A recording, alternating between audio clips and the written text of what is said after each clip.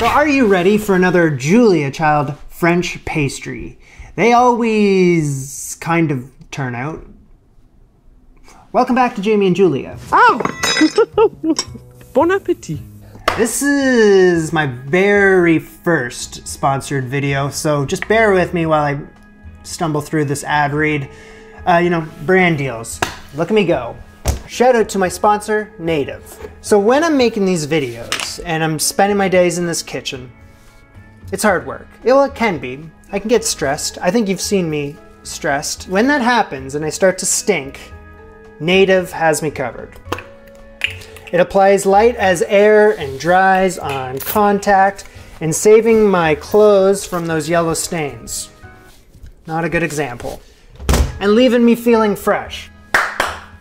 So Native sprays have 6 ingredients, including nitrogen, which is an ozone-friendly natural propellant, are aluminum and paraben-free, and when I'm shopping for a deodorant for myself, that's a must. Native uses clean, simple, and effective ingredients that are vegan and cruelty-free. Aha! Native protects odor all day, and I have 3 different scents in my collection: cucumber mint, coconut and vanilla, and my personal favorite, sea salt and cedar. It's the one I'm wearing right now. Actually, no, I wasn't. I put this one on when it was in the spice rack. Native has even more to offer. They do amazing body washes and lotions, and also their regular stick deodorant and plastic-free packaging. So use my link and code antichef to get 20% off your first purchase at Native. This offer is available site-wide, but only for a limited time, so stock up and save. Thank you, Native. Back to the episode. We find ourselves back in volume 2 of Mastering the Art of French Cooking. Back so soon, I'm a glutton for punishment. Now there's this pastry dessert in here that has always caught my eye. You can see that I've gone through the book and bookmarked everything that I want to make, including this thing right here. It's called Pithiviers, almond cream baked in a French puff pastry. Anytime I see this buzzword, trigger word, puff pastry, I have to take a step back and think, do I really want to go down this road again? However, I had some success with the peekaboo. And that's why I'm back for more. So look at that thing, right there is beautiful. And honestly, I read this description here, / kind of like a short story, and this is what's really just convinced me to make this today. So gather around, it's story time. The small town of Pithiviers, south of Paris, halfway to Bourges, may have other distinctions, but its world renown is certainly due to the famous almond pastry that every local pâtissier prominently and proudly displays. Thank you. This is an exact illustration drawn from our photograph, taken only moments before we consumed it all down to the last crumb in a warm and flowering meadow just outside the town itself. This buttery, flaky, tender, marvelous dessert is probably one of the most glorious uses to which you can put puff pastry. It is also a persuasive reason for you to learn how to make your own. I mean, come on. This is one of those classic JC recipes, right? Where you just go from page to page and you have to go over here for the puff pastry and then you come back here. In the end though, what this is gonna come down to is the presentation. Shall we get started? So I gotta make this pastry dough. It's the night before, good evening. I'm, pretty big favor for Jamie in the future to ask, but I'll do it as a favor to him. But just so we all know, there's quite a few steps in here. This is quite the commitment. 2 3/4 cup of all-purpose flour, 344 grams. And in here, I'm gonna add in 3/4 cup, 94 grams of cake flour. Okay, so what we're gonna do with a rubber spatula, hello Chuck, blend both of these flours together. Then what I gotta do here is remove 1/2 cup, and yeah, just save that for down the road. Add in 1/4 cup of a salad oil. So how about some avocado oil? 1/4 cup worth. It's around 54-ish grams. 2 teaspoons of salt. 1 cup worth of iced water. Like you could have ice cubes in there. I just had this in the freezer for the last half an hour, so it is cool. All right. Well, let's add in some of it now. How about Actually, you know what? Just use all of it. So firstly with the spatula, and then once you're done with that, got it into some sort of a mass, and then form it a little more with my hand. If there's any more water you need to add, you can add up to around a tablespoon. With the cup fingers of one hand, form it even more into a mass. I don't know why it matters if my hands are cupped or not. I can get rid of the cutting board and this thing. So long. This needs to be pliable, but not at all damp or sticky. Get it into a cushion shape, and you don't need to smooth it out because we're gonna do that later. Cool. Sprinkle the wax paper with a little bit of flour. Get this sucker in there. And wrap it up like a little present. And do we have a Ziploc? We do. Into the fridge. We gotta chill this 40 minutes to an hour. It's butter time. This is 12 ounces, 3 sticks worth of butter, or 340 grams, however you want to spin it. This is European butter.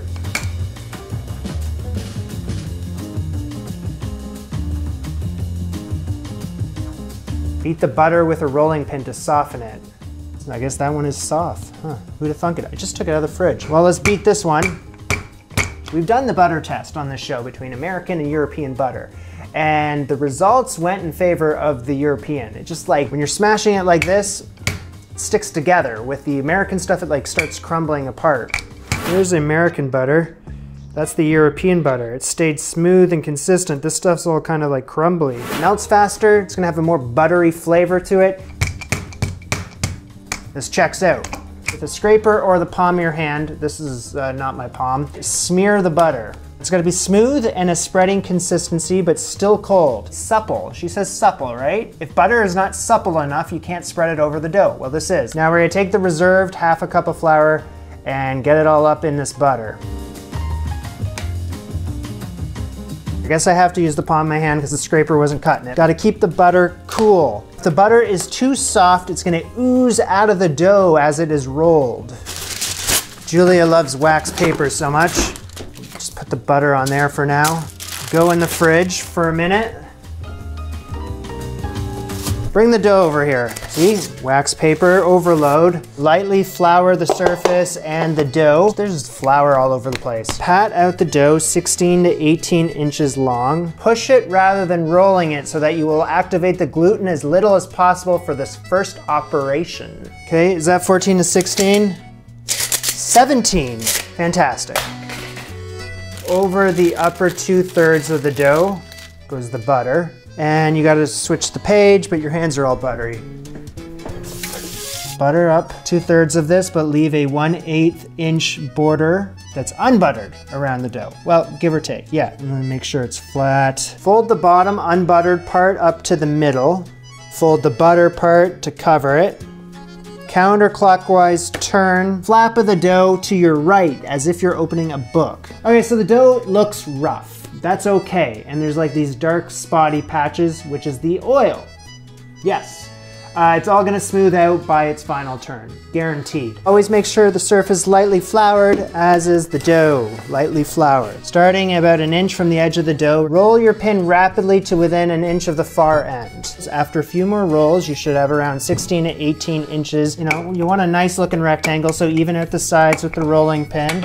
The butter is kind of squeezing at the top there, but that's fine. We've had that happen to us in the past. Any cracks in the dough, you just sprinkle with a little flour. Fold the top and the bottom so that they meet in the center. And we fold those together as if we're closing a book. This is 8 layers of butter sandwiched between 9 layers of dough.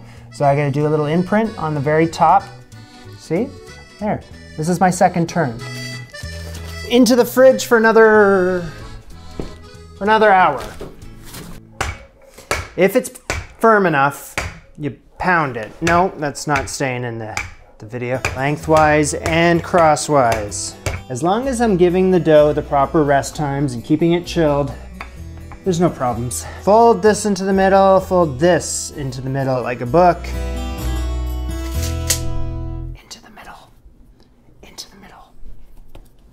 Someone's in the hallway, so I'm just whispering. 1, 2, 3, 4. We have completed 4 turns. That's 72 layers of butter. This needs to chill, the gluten needs to relax. I'm gonna get this in the fridge overnight.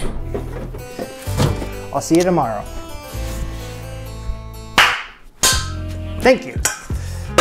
So what we're moving on to is the almond cream, which is like essentially the filling for this thing. And I mean, when I'm looking at this recipe for this thing, it's just like the most straightforward thing I've ever seen.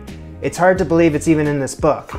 But we'll follow along to it and see if there's anything lurking in the shadows. 1/3 cup of sugar, 4 tablespoons of softened butter. Beat until light and fluffy. Whoa. Dumbass. That couldn't have been an easier recipe for you to follow along to, and you still did that. Okay, let's try that again. Maybe on a lower speed, Nimrod. Lower than that, just get it. I mean, why are you using such a small bowl? Just take it back a few years. Something to be said about the old methods. They're classic for a reason. 1 egg. Are you brave enough? I think you are. 1/2 cup of almond flour. 2.5 ounces worth. 1/4 teaspoon of vanilla extract, 1/4 teaspoon of almond extract, 1.5 tablespoons of a dark rum. Yes, please. See the filling right there? That's what we need. This is hard to believe that this is gonna be enough, but I just follow the recipe, trust the process, and don't worry about it, man. Wrap that up with this reusable little wrap. This needs to go in the freezer for 30 to 40 minutes. Or the fridge for an hour or 2. Going with the freezer. Assembling the Pithiviers. It's gonna take about an hour, including 2 half-hour rests. So I need my pastry dough. It's been in the fridge overnight. Oh yeah. Good job, night guy. And I need to preheat the oven to 425.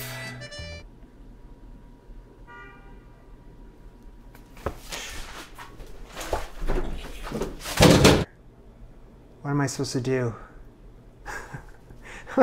What am I supposed to do? All right, let me explain.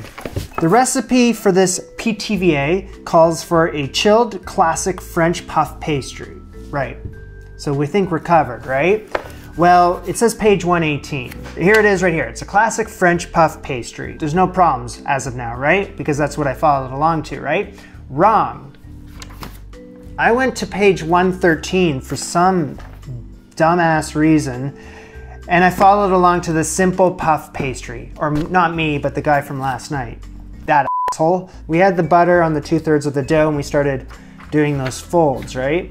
Where this one, you make a dough package and then you ultimately, you do the folds over here, but you kind of incorporate the butter differently. So you're supposed to do 6 turns in total, which we only did 4, and it's gonna come to 729 layers of butter sandwiched between 730 layers of dough. Well, what did we do? 4 turns, 72 layers of butter. So what the hell is the difference between the two? There's 2 kinds of puff pastry. The classical best quality puff pastry is the one I was supposed to do, the fine puff pastry. And it contains equal parts of butter and flour, and it is made in a rigidly traditional manner, and you must count on 6 to 7 hours from the time you start. This is what you use for fine desserts, such as the most wonderful of almond tarts called the Pithiviers. I'm looking at this recipe for the one that we already made, and then you compare it with the one I should have made, and aside from a few steps that are a little different, and 2 more turns, everything else looks fairly similar. You know that feeling when you just want to like take yourself out into the back and kick your own ass? You guessed it. I'm going to do the additional 2 more turns, and then I'm going to put this back in the fridge for an hour. I'm going to take it out of the fridge. I'm going to follow through with making this damn dessert. Well, that's the situation we're in, and when it comes to puff pastry, I don't know if it's like a tomato situation. Are we really going to see a big difference between the two? Probably, maybe not, I don't know. I'll leave it for the comment section. Quick and efficient as I can do this, with the rolling, the folding, the repeating, it's gonna minimize the amount of time it needs to chill. Everything's cool. Place chilled pastry dough on a lightly floured surface. So 20 inches long, not even remotely close. 12 inches wide, nope. And well, all right, get to work. You need it to get up to here, man. You're not even close. 20 inches long, man. Time is of the essence because you want to keep this dough cool, right? You want to keep it chilled. Okay. Almost there, man. So 12 inches, perfect. 20 inches, 19. I'll take it. And 3/8 of an inch thick. Oh, it's pretty much. Whew. Pastry cutter or an upside down cake pan. And I have, and it's gonna work. It needs to be 8 inches in diameter. It's a good thing I have this. Cut 2 8-inch discs. One second one, at least half an inch from the edge and from that, yes.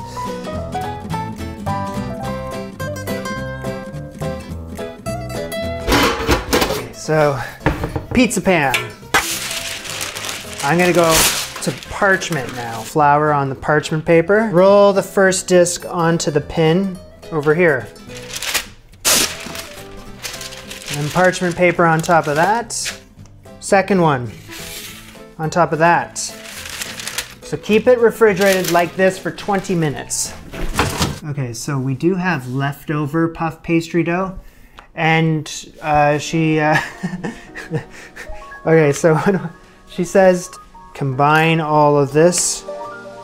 Cool. Roll it into a rectangle, or whatever. Around a tablespoon of softened butter and spread it on the top 2/3 of this dough. Give it the fold. Wrap it up in more stupid wax paper.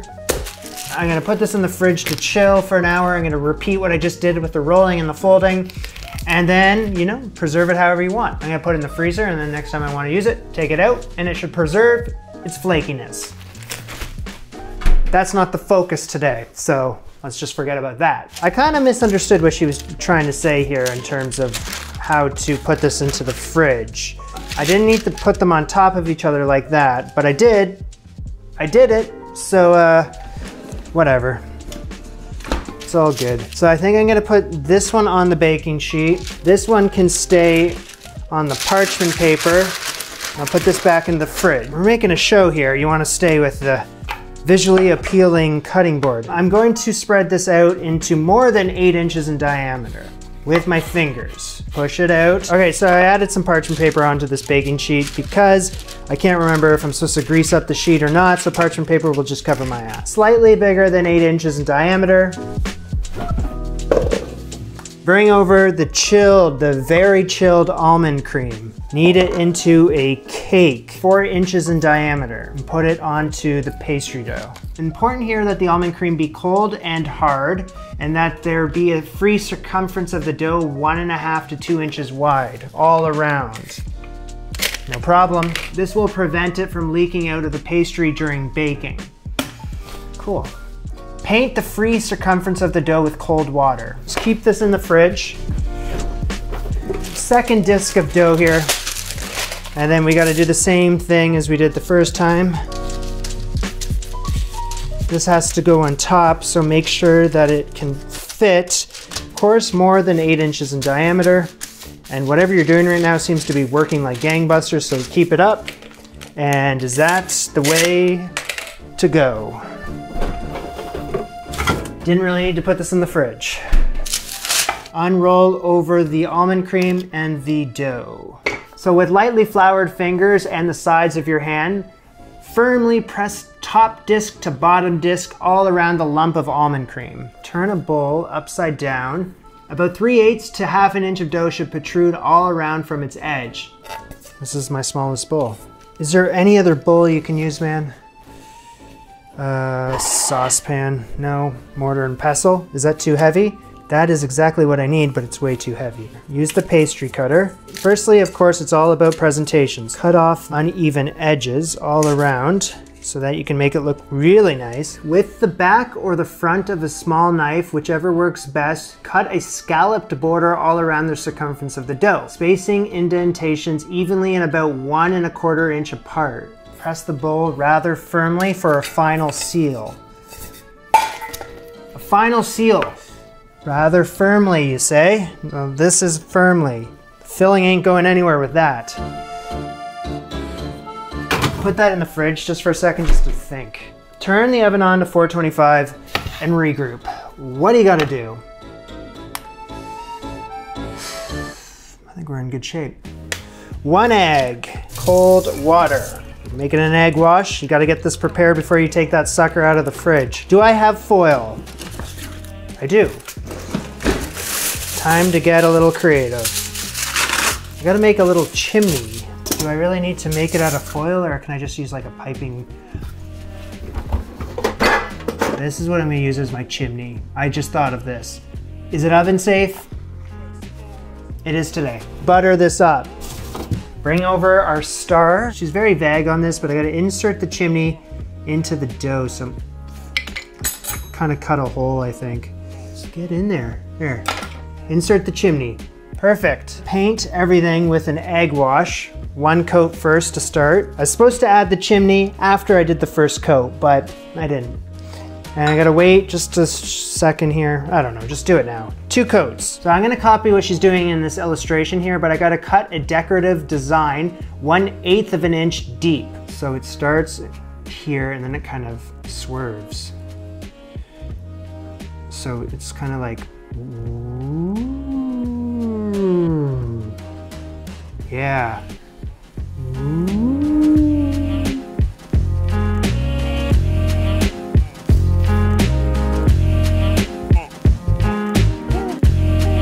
Incredibly focused for that last part, but I think I got a design that is good enough for what I'm capable of. Proceed immediately to baking this thing. The oven should be at 450. It's at 425. She said 425. Julia. So turn the oven up to 450. When in doubt, just put this thing in the fridge.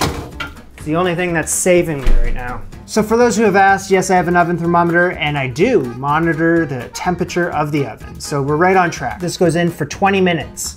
To start, middle rack. So it has risen and browned nicely. Reduce the heat to 400. Bake it for another 25 to 30 minutes, till the sides of the pastry are brown and crisp. Take the oven rack, put it up 1 level higher, remove the chimney. I'm gonna do this next part a little more conservatively than what Julia is offering. 1/3 cup worth of icing sugar to sprinkle on top of this thing, 1/16 of a layer thick. I'm just gonna use my instincts. I don't want a lot of icing sugar on this, just a little touch up, you know? Just a little, too much. Okay, stop. Much. So I'm gonna crank the oven to 500. I'm gonna keep my eyes on it, watching every 30 seconds. Okay, that's got a glossy sheen to it. So I think we just get that on the baking rack. Let it cool a little bit. Order up shortly.